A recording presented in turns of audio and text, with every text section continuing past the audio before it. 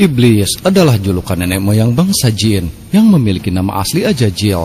Ia makhluk pertama yang membangkang perintah Allah untuk bersujud di depan Adam.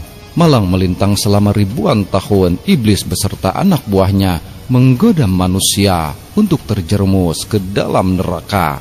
Walaupun begitu, iblis juga makhluk ciptaan Allah yang akhirnya akan mati.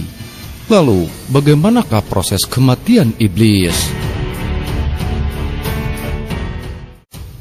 Assalamualaikum warahmatullahi wabarakatuh.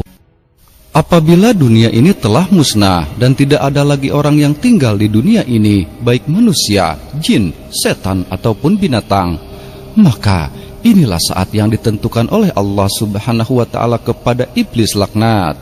Kemudian Allah Subhanahu wa Ta'ala berfirman kepada malakul maut, "Aku telah menjadikan pembantu untukmu sebanyak orang yang ada dari mulai hingga yang terakhir, dan aku telah memberimu kekuatan penduduk langit dan bumi, dan kini aku pakaikan kepadamu pakaian murka dan marah.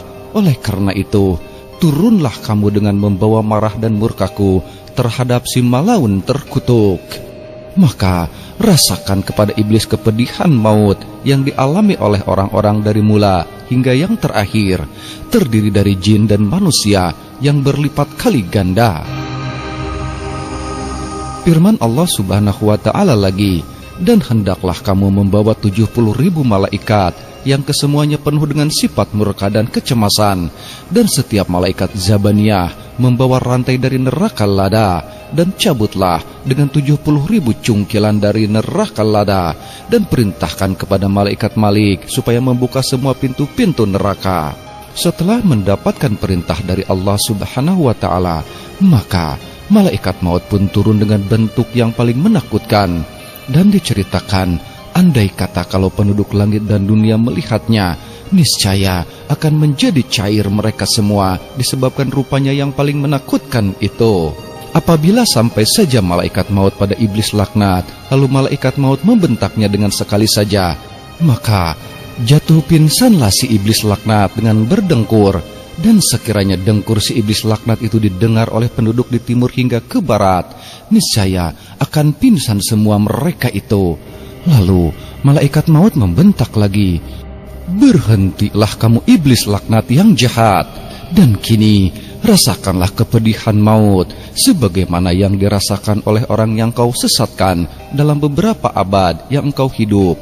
Dan inilah hari yang ditentukan oleh Allah Subhanahu wa Ta'ala terhadap kamu. Maka kemanakah kamu hendak lari?" Apabila iblis laknat mendengar saja apa yang dikatakan oleh malaikat maut kepadanya, maka dia pun lari ke hujung timur. Tetapi malaikat maut telah sedia berada di depannya. Lalu larilah iblis laknat itu menyelam ke dalam laut. Tetapi malaikat maut telah sedia berada di depannya.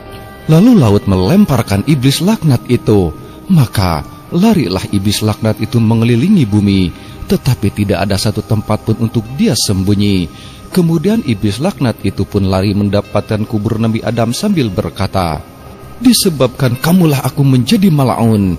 Kemudian iblis laknat bertanya kepada malaikat maut, "Minuman apakah yang akan kamu berikan kepadaku, dan siksa apakah yang akan kamu kenakan terhadapku?" Malaikat maut berkata, "Kamu akan diberi minuman dari neraka lada. Siksa yang akan kamu terima serupa dengan siksa ahli neraka dan berlipat kali ganda." Mendengar hal yang demikian, maka iblis laknat pun berguling-guling di atas tanah sambil menjerit-jerit sekuat suaranya.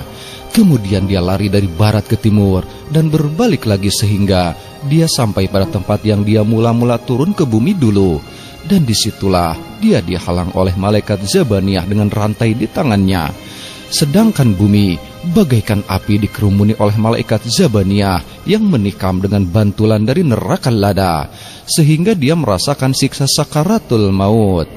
Saat itu lalu dipanggil Nabi Adam dan Siti Hawa untuk melihat keadaan iblis laknat.